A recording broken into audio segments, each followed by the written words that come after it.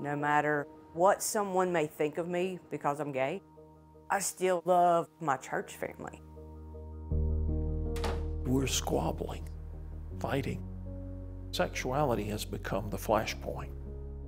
When I hear that there's part of the church that just wants to leave because we can't come to some compromise over who we are at our core, it breaks my heart.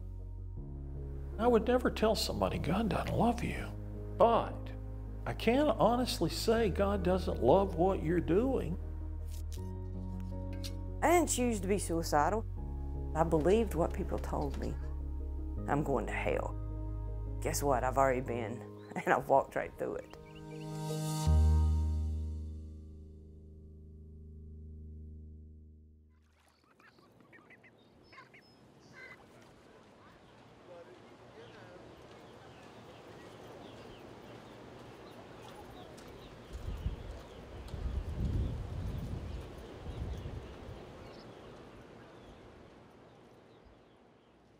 If a church has objections of conscience related to legislation adopted by the 2019 General Conference in regards to human sexuality, or has objections to the actions or inactions of its annual conference in regards to that same legislation, it may be able to take advantage of the disaffiliation process.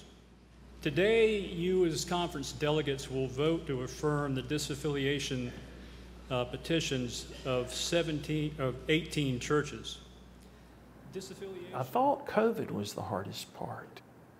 The conflict within the church is even harder. I see friendships, relationships strained, if not broken. It's painful to watch. There's been several people that walked out of our church. I wish they would have come to me. Not that I would have changed their minds, to show my humanity.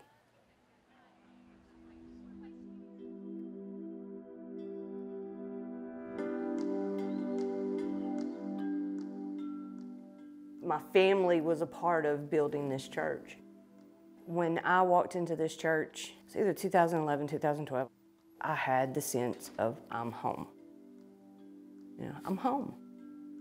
They immediately welcomed us. As a child, I was dunked as a Baptist. I was taught that everything you did in life, God was writing down. I remember this fear, gay or homosexual or any of that, was talked about at home and how horrible it was. As I got older, drugs and alcohol became a part of my life. It was for fun. Everybody else was doing it. But I have those addictive tendencies. And so when I picked up drugs and alcohol, I picked up drugs and alcohol.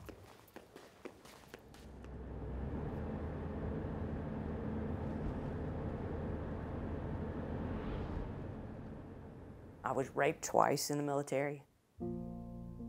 Reported it, nothing happened. I was so homesick. I hated being there. My drinking really picked up.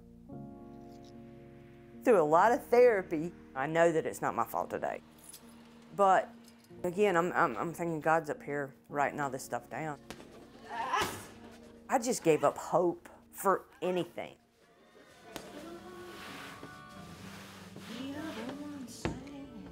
I stayed away from the church for a long, long time.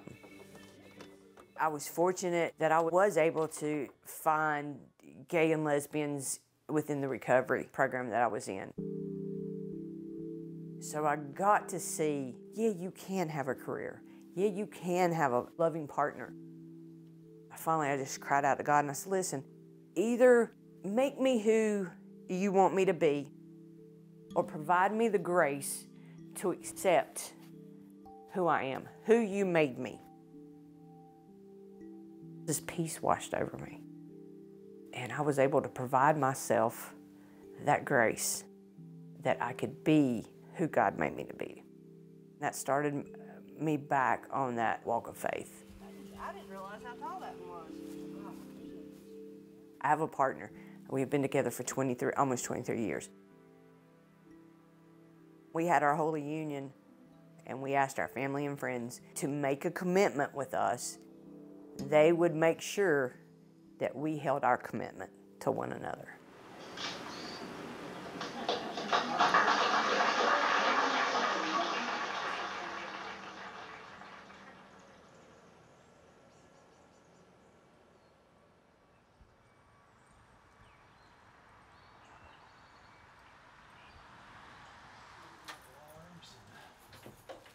Oh, mercy. Okay. I was born into an ecclesiastical family. Actually, I'm the 15th Methodist preacher in the family. I'm now in my 43rd year of ministry. I knew what the church subscribed to and upheld, and I said yes. One of the vows was, will you uphold the discipline of the United Methodist Church? Yes, I will. And now there is such a push to change all of that.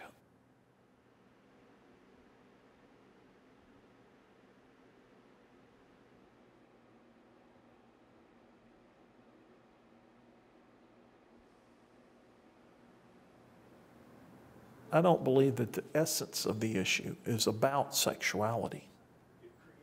I think it's about scriptural authority. Literally, does the Bible have the authority to tell me what's right and what's not? This congregation had everything from very progressive to almost fundamentalist. We give the preacher a workout on Sundays.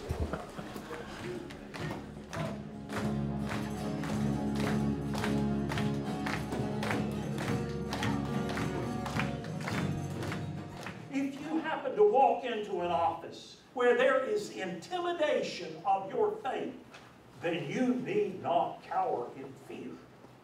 You too can stand tall and tough and true. I do not know which way this congregation will go. I've told them which way I will go. Thank you, ma'am. They knew I was a traditionalist. I make no apology for that.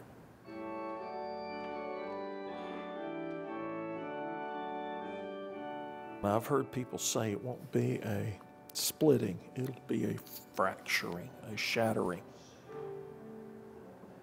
When Christians don't want to be together, to me that points to a sickness of the soul.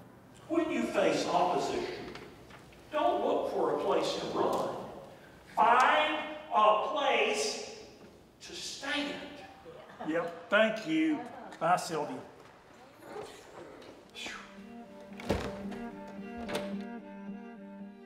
If our church ever decided, I mean, it's a possibility, they could one day look at me and Sherry and say, there's the door, don't come back. That would kill me. If you're excluding people and telling people they can't have faith, that's not what Jesus said.